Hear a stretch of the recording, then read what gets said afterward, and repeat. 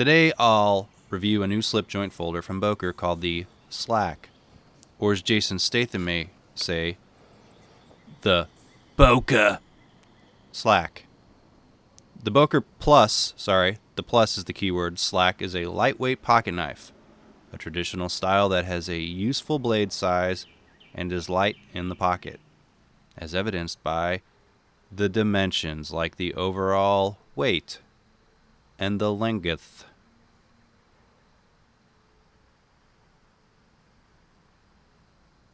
The blade size and the cutting edge, very usable, right?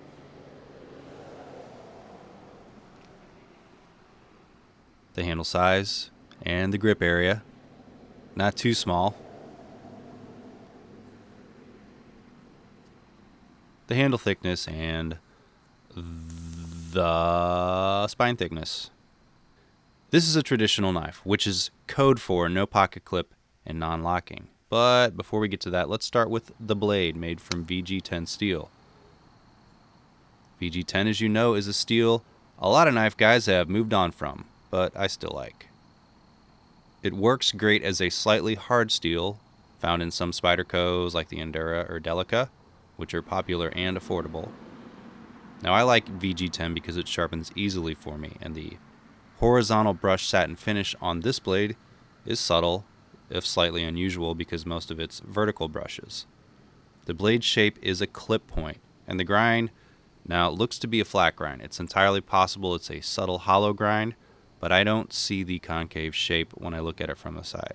The blade length on this is adequate for most everyday carry tasks like cardboard, fisticuffs, food prep, and, whatever. The blade has some logos on it denoting that it is in fact a Boker Plus, and the blade steel, and it's a Raphael Durand design. Now I pronounced that probably incorrectly, but he's a French dude that makes knives.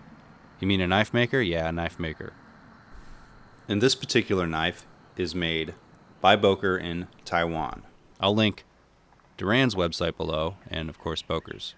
The handle, there's not much of a way around it. Pocket clips always hurt knife handle ergonomics. Since this has no pocket clip, the thin, longer than you'd expect handle fits comfortably in my hand. I can get a nice tight grip around the G10 scales without finger crowding because the handle's long enough. It's compact, but it also has the functionality of a larger blade. The G10 scales are smooth and lightly textured, but not slick.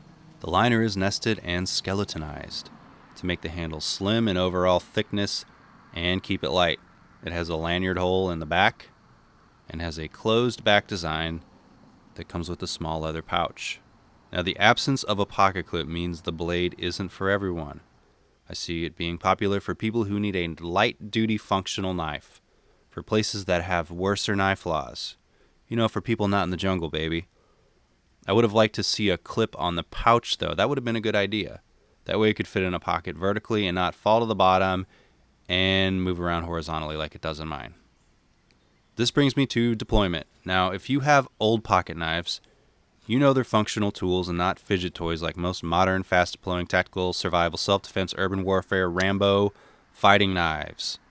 This knife cannot be deployed or put away with a single hand. It is not safely possible or even unsafely possible. So let's cover deployment in the only way I've really found. First, you have the knife. Opening it is, of course, easy. One hand on the handle and then pull out the blade. Even without the thumb nick, you can do it easily. Or the thumbnail nick, fingernail nick, whatever. You know what I'm talking about. Cool, but putting it away is tricky. I handed the knife to a coworker and he was like, "I'm scared." While the blade doesn't lock, when it's open, it's held tightly into place. So you hold the handle, keeping your fingers out of the way of the blade.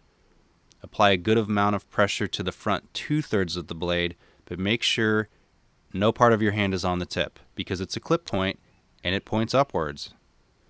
Okay, a good amount of pressure, it breaks, and then there's a second, much easier break, and you close it the rest of the way. The first break is the hard one. Blade retention when closed is excellent, as you might assume with the very deliberate way you have to close the knife. See it snap back into place? I will assume the reason the blade is so firm when it's open is to sort of function like a locking blade, but without being one. I'd be lying if I said the clip point didn't bite me a few times when closing the blade and touching the tip. Let's wrap it up while I cut boxes from all the crap I've been getting lately. This is an interesting folder, and judging from Mr. Durand's website, he's a fan of traditional functional tools and not what some people might think of as ridiculous tactical weaponry. Not that there's anything wrong with that. You're like, wrong with which one? This is a knife older European men with excellent hand strength might appreciate the best. It has excellent ergonomics when using, has a long functional edge and good blade steel, at least in my opinion, and it looks slick. But it requires a deliberate thought process when closing the blade. One of the hardest closures I've ever closed. Boker provided a reduced cost sample for me to review, but I did pay for it, so thanks to them. And if I'm not mistaken, and I often am, this is the first review anywhere of the knife if I get it done in time. If you like this review and like this channel, make sure you subscribe, comment, and give the video a thumbs up. Thanks for watching.